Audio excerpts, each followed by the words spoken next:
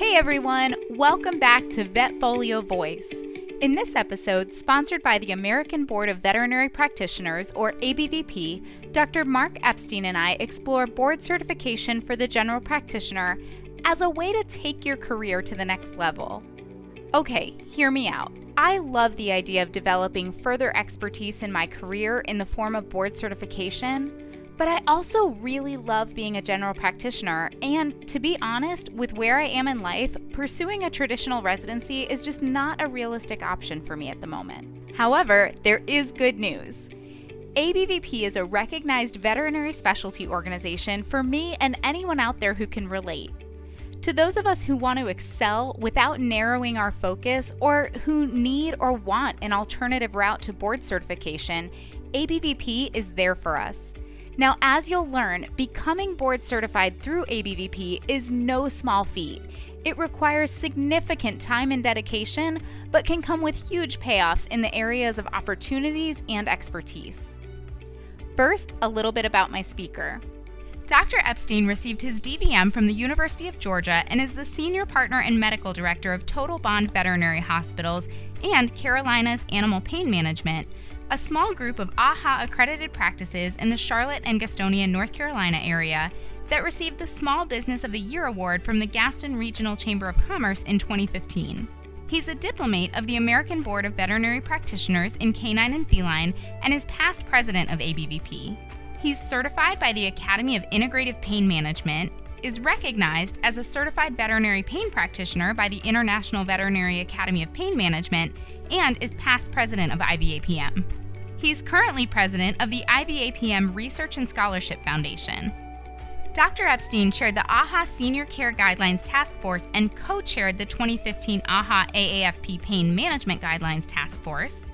He's published in journals and textbooks and is a national and international lecturer on the recognition, prevention, and treatment of pain in the veterinary clinical setting.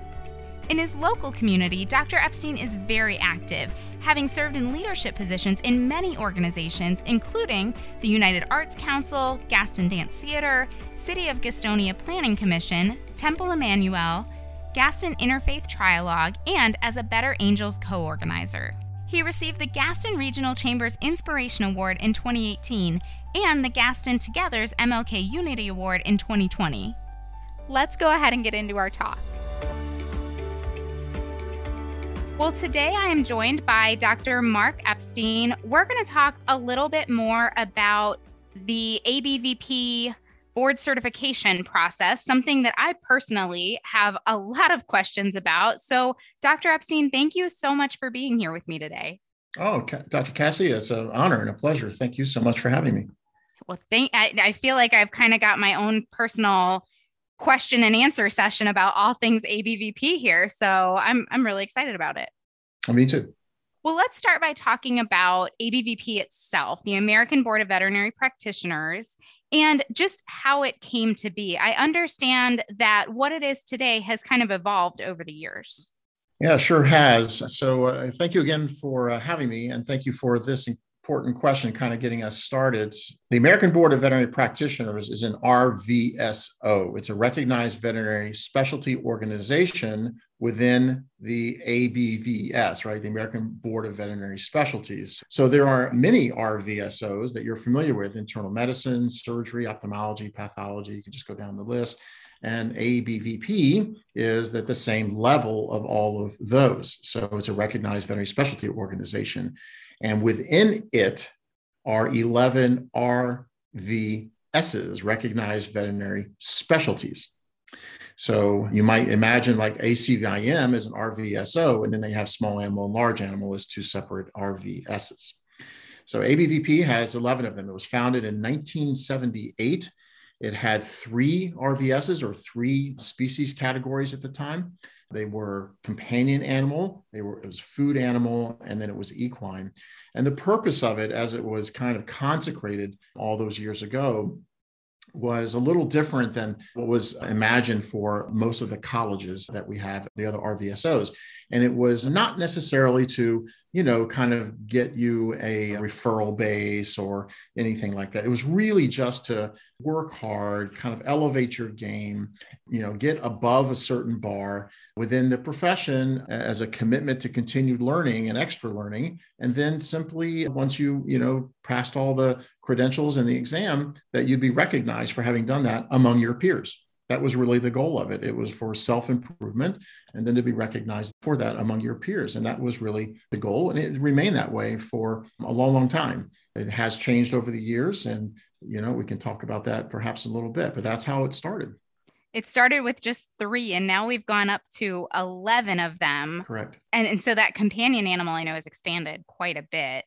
Right. So the companion animal actually kind of split eventually because the cat people, the feline community, as the body of literature began to expand, and it was obviously clearly, cats and dogs are, clearly two quite different species. And as the information about cats and the differences between cats and dogs began to accrue, then it split basically between what we now call canine feline and then strictly the feline specialty. And then food animal split because at the time it was kind of a bucket specialty. I quite clearly, dairy is much different than beef, which is much different than goat. And so now there are 3 or 4 specialties that emanated from that. There's dairy, beef, what is still called food animal, which is like small production animals. That's like goat and sheep, and then swine health management. So there are 4 that kind of came out of the food animal category. And then eventually, avian, reptile, amphibian, and small mammal, exotic, and, several others. The new one that is not specifically, it's like the first and the only non-species specialty is shelter medicine. So they originally had wanted to become their own RVSO. The ABVS directed them to ABVP instead. And so now they are one of ABVP's RVSs, one of the specialty categories within ABVP. I love it. It's very reflective of the veterinary industry as a whole and kind of what we do within the industry. Yeah, it sure is. It sure is. In fact, of course, with shelter medicine, they deal with many species of animals. It can be equine, it can be horses, it can be dogs, it can be cats, it can be straight pigs, whatever comes into a shelter is going straight to bearded dragons. Yeah, exactly. Yeah. And sometimes. Oh, I love it. I love it. So we talked about how ABVP is on the same level as these other RVSOs. Correct. But it also has some pretty key differences. Can you talk about why ABVP is different from other specialty organizations? Right. So almost all those other RVSOs are going to require a formal residency. That is their standard track, right? So a supervised residency for, 2 or 3 years in order to be able to sit for your boards.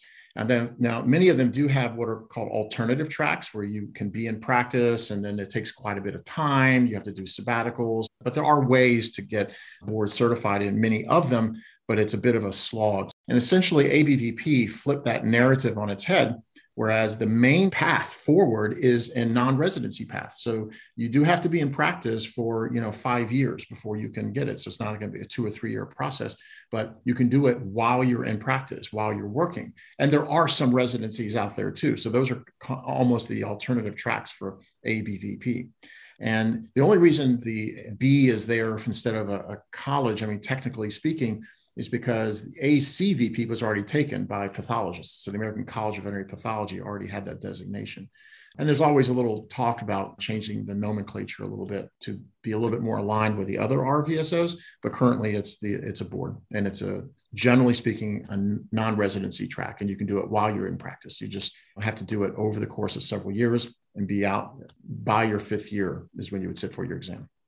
Which opens up a lot of possibilities for people who do want to stay in practice and maybe Correct. aren't in a position or don't want to do a formal residency to still develop a board certification and that specialization and hold themselves to that high level that ABVP offers. Correct. And it's simply, instead of in a discipline oriented, right? So instead of in ophthalmology and pathology, radiology, instead of in a discipline, it's in a species. Sure. And then, of course, there's shelter medicine as well. So you are still, I don't want to overstate it, but you are a specialist within that species category.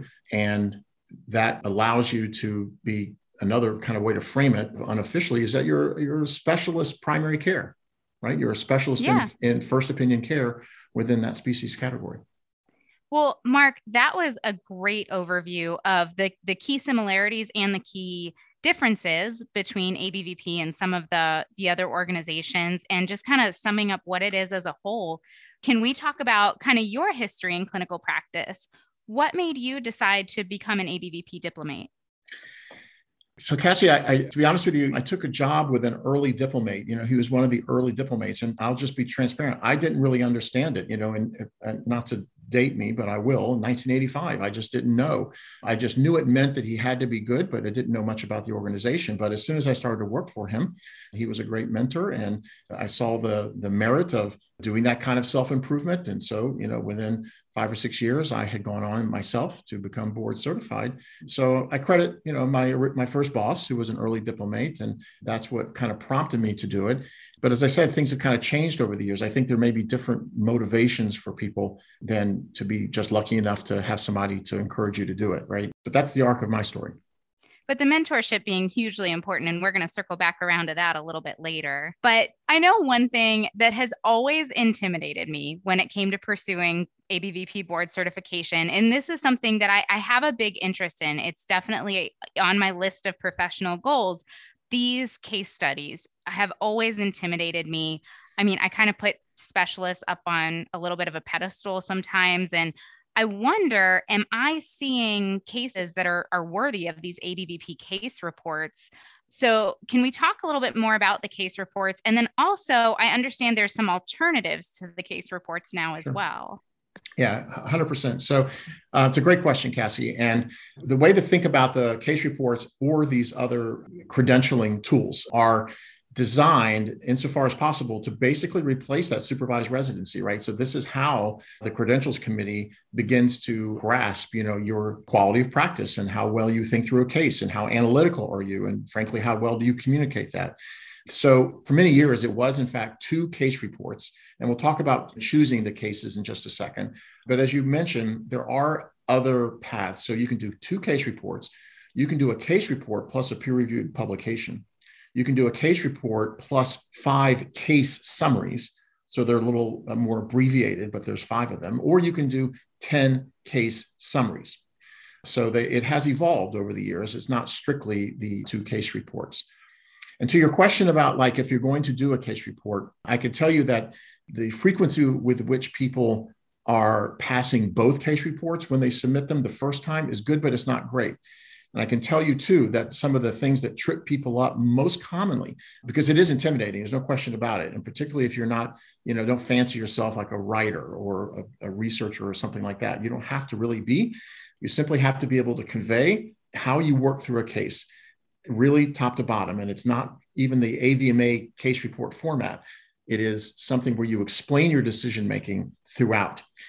So the things that typically will trip people up include picking cases that are way too elementary, picking cases that are way too complex that go on for 2 years or something like that, because then you have to explain every CBC, and it gets unwieldy is the best way to put it. When people try to add to the literature, right? So they saw something they feel like is really rare, or maybe it was in fact very rare. That's fantastic, but it doesn't really suit us, the ABVP, very well, because of course there's not going to be a lot written about it, right? So how can you do a great case report if there's not a lot of information out there for you to reference, for example? Then you get into just mechanics of the writing. I can tell you that the case reports, when they're graded in a kind of a semi-objective manner, but it's been developed and refined over many, many years using all kinds of psychometrics. So we feel like it's pretty much down to a air quote science to do it as well as possible. But I can tell you some of the things that will trip up and get the paper to fail is simply quality, right? And if you try to rush these papers, right, if you're trying to get it in and start 2 months before deadline, I can just tell you, we're all busy people, and you can tell when these papers are rushed and they're just not very well done, or somebody didn't hit spell check. I mean, there can be really, really simple quality matters in there. So those are kind of the things that can trip people up or get the papers dinged and maybe not pass. Generally speaking, it can be overcome. There is an appeal process too, if you feel like there was something that you needed to convey that maybe the reviewers didn't know. It's all blinded to the applicant as well, so nobody knows who's reading whose paper. And at the end of the day, it can be a very thought-provoking process for yourself, right? So you learn a bunch when you go back in and you really get granular on a case that you dealt with over a few weeks or months, for example. You simply just began to learn a lot. So it's a part of that self-improvement as well. Absolutely. How much time would you recommend someone budget to do a complete, well-done case report?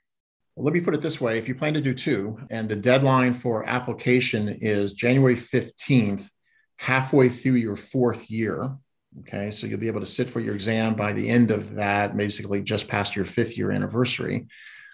You should basically budget probably about a year's time. You're not going to work on it every day, right? You're not going to work on it maybe 2 or 3 days a week, but you need to have plenty of lead time, choose your case carefully. You can get mentored in that department. You can go to abvp.com and simply click on request a mentor. And while they are not speaking on behalf of ABVP necessarily, they have been through the process and can guide you on case selection and things like that. And then you've got, if you dedicate, let's say 8, 9, 10 months, let's just give it that kind of time frame, your papers are going to be good. I can tell you that if you just take your time, be thorough, be careful, and pick the right cases, you're probably going to do well. And can't guarantee outcomes here either, just like in the exam room, but there's a good chance your paper will pass. Man, now the wheels in my head are just spinning with all kinds of cases and possibilities and things like that. So can we talk a little bit more about that case selection? Sure. And what kind of cases should we be looking for? I think that the cases that would be considered, like, just to give you some examples of what not to do, maybe is a good place to start. So if you have a hyperthyroid cat, that's, anybody graduating from vet school should be able to manage these cats. This is going to be the kind of case where some practitioners either may struggle with, or they may refer, honestly, right? So if you take the hyperthyroid cat, but it has chronic renal disease and it has hypertension, and maybe it has HCM. So it's got these kind of comorbidities in there. That's a good case. It's a complicated case, and you need to kind of really do well for this kitty, right? And so that would be a good example. Kind of a case that may not be good, like lymphoma cases, if you happen to do medical oncology, and it's fine to try, right? But if that dog does really well, and that's why you're proud of it, and it lived 1.5 years or almost 2 years, here again, it's going to become a very, very, very dense, long, drawn out, complicated case. And it's easy for the reviewers to go back and say, yeah, what happened to that eosinophilia, right? And so, you know what I'm saying? So get the monocytes were 1,500. Exactly.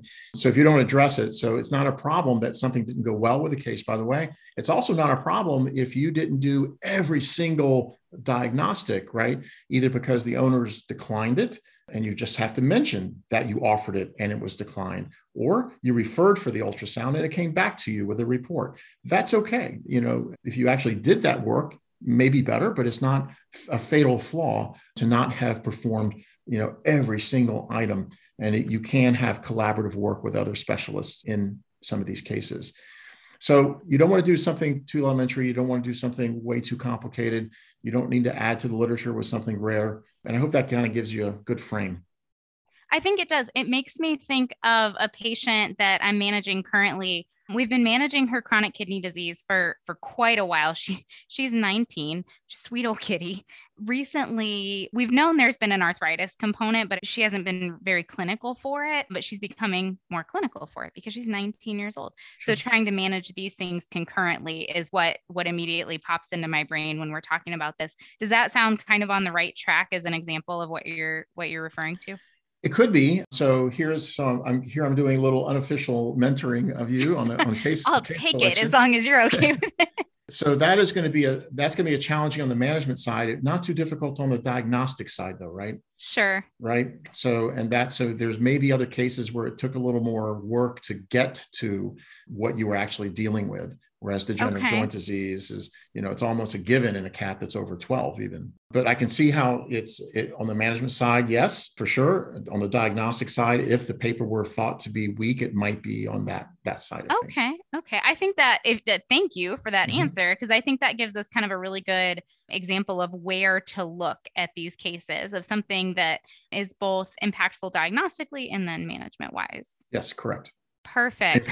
You know what? That's a good phrase. Impactful. Impactful. That just came Impactful. to me. Impactful, challenging. Correct. Correct. I like it. So a couple times you brought up your mentor when you decided to pursue board certification. And then you've also mentioned finding a mentor on the website. So let's talk a little bit more about that. How does one find a mentor? What should we be looking for in a mentor? And what kind of expectations do we have when working with a mentor, both us of them and then them of mentees? That's a great question. So, my mentor was my boss, right? So it was the gentleman that hired me and encouraged me to get board certified and kind of walk me through his experience. And that was my mentorship, right? It wasn't a formal one. Within ABVP, when you click on a mentor, they have asked those of us who have been board certified, would you like to be a mentor? So those who are assigned you as a mentor have simply been through the process, right? And we have no special insight. It's not that these folks even have necessarily graded these papers, right? These case reports, or have helped formulate exam items or anything. They might have, but they may not have. And they're really just helping you experientially. So I think to manage expectations, it goes something like this. They can guide you. They can do some of this very conversations that we've been having here, help you select a case based on their understanding of how they successfully became board certified, but it does not guarantee an outcome, and they're not speaking on behalf of ABVP. So we don't want somebody to get a mentor and to say, yeah, but they said this case was perfect, and then have the case, fail. And it may have failed for a variety of reasons. So that's a great question. And managing expectations, I think, is good in there. Absolutely. Mm-hmm. Absolutely. To make sure that it's not a guarantee that you're going to pass or anything like that, just help along the way. Correct. And it's not just with the case reports, by the way, it's also in studying for the exam, because we all do it a little differently, but they can share their, how they did it and guide them to certain resources or whatever they might have done. Mm-hmm. Absolutely. And I love that you brought up the exam, because that segues perfectly into my next question of, we want to get these case reports, case summaries accepted so that we can become eligible to take the board certification exam. So can you kind of walk us through the process of what it would look like from start to finish to go through the application process from the case report to passing the exam? Sure, happy to. So the first thing to say is you go to abvp.com and you go to board certification and you look at, there is the handbook. There is the ABVP Diplomate Handbook. And it's a bit of a book, right? So it's developed over many years and refined.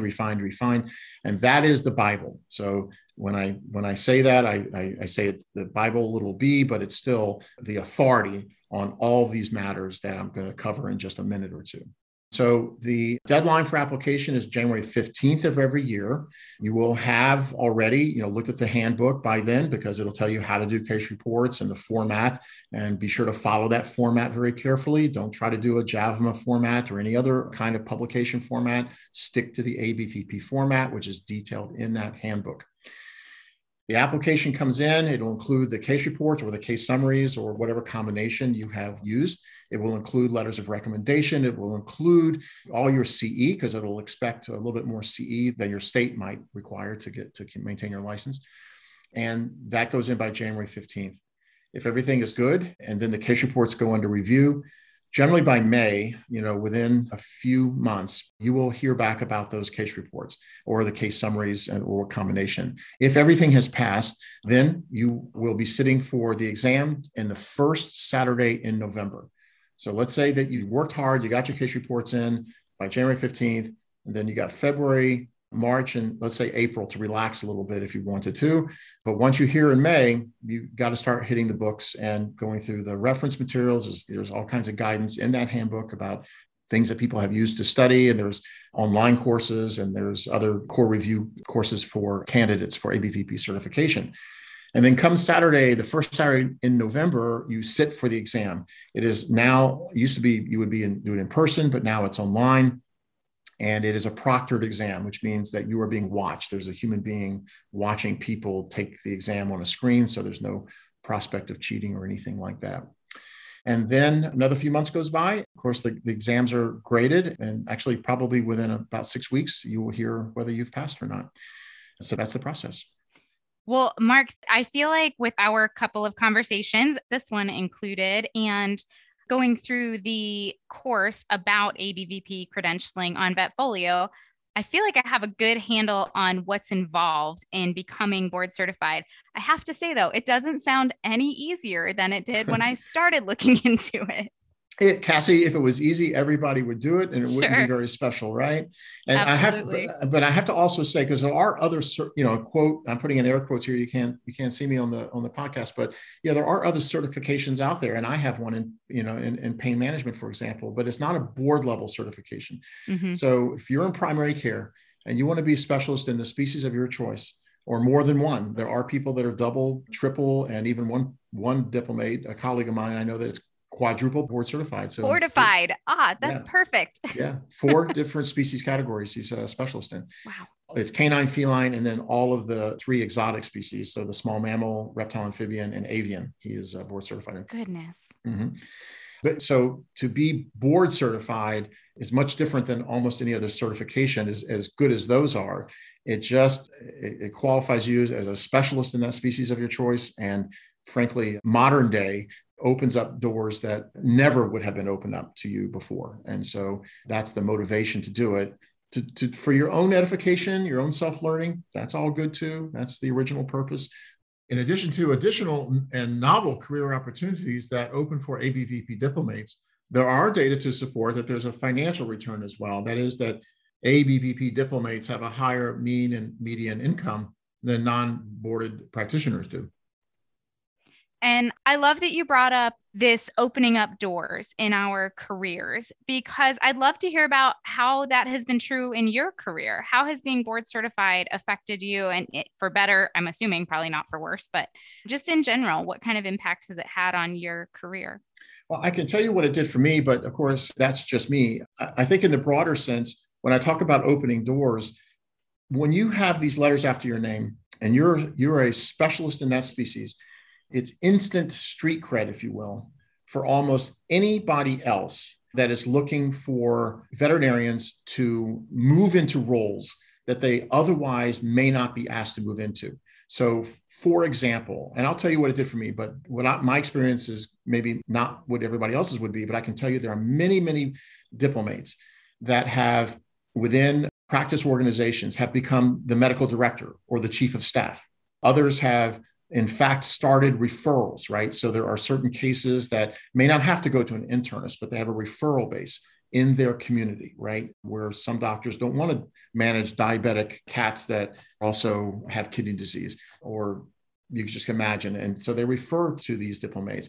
Others have established rotating ultrasound practices, for example, even though they're not a radiologist, they still become, kind of expert in that, probably do have a certification in radiology, but the ABVP, says, okay, I'm a specialist in canine feline. And now I also have this ultrasound certification and experience. Others have moved into industry. Others have moved into academia. So most, I think, of the doctors or the veterinarians who are leading the community service rotations in teaching hospitals, are probably ABVP, right? So Sure. they kind of like a minimum requirement to become an instructor, right? You can't just necessarily take your DVM and get those kind of positions. I mentioned industry, government, regulatory areas. So all of those doors open. For me, I started to get into pain management. I was asked to do some speaking, and I became eventually an author and speaker in that domain, nationally and internationally. But it wouldn't have happened without the ABVP part of it to start. I do want to say one more thing, Cassie, because this is kind of important. To leverage that diplomate status most effectively, it requires more than just kind of stopping with getting that status. It also requires rubbing elbows with people, right? So we're a community of veterinarians. And when you come to, for example, the symposium, the annual meeting, and you meet other diplomates who are doing other things, amazing things, and then somebody asks you to be on a committee, like the exam committee or the credentials committee or some things like that. And then eventually you work your way up and maybe you have a leadership position in the organization. That's the kind of thing that really, really leverages. It's really tremendous. I just can't even begin to describe the energy that comes about when you have actively participated within ABVP, both attending a symposium, but also doing the committee work and maybe some leadership as well. Absolutely. Absolutely. Well, Dr. Epstein, this has been great. I feel like you've given us an excellent overview of what ABVP is, how to become board certified, and why that's important and what kind of impacts that can have on our careers. So thank you so much for joining me today. Are there any final thoughts you want to share with us? Only this, Cassie, that I'm really honored to have spent a few minutes with you. May I share my email address right here for anybody that were to hear this and to drop Absolutely. me a We'd note? love Okay. that. So it's mark.epstein, Epstein, at totalbondvets.com, totalbondvets.com, totalbondvets.com. Happy to entertain any further thoughts, questions, or interest in the ABVP. This is one of my favorite things about doing this job is I get to meet so many cool people in this industry. And I love just like the general theme is exactly what you did right there of like, here's how you get a hold of me, ask me all your questions. That's amazing that you're so generous with that. So thank you. Oh, it's my pleasure. It's truly my pleasure. All right. I hope everyone is feeling inspired after that talk. Dr. Epstein, thank you so much. That was great. And thank you to ABVP for sponsoring this episode. For more episodes like this, click on the Education tab on the Vetfolio website. As always, we'd love to hear your input on this episode, as well as ideas for topics you'd like to hear from us in the future. Feel free to reach out to me at dvm@vetfolio.com. You can also visit my Facebook page at Dr. Cassi DVM, and you can find me on LinkedIn. And remember, if one animal is better off because of you today, it's a great day.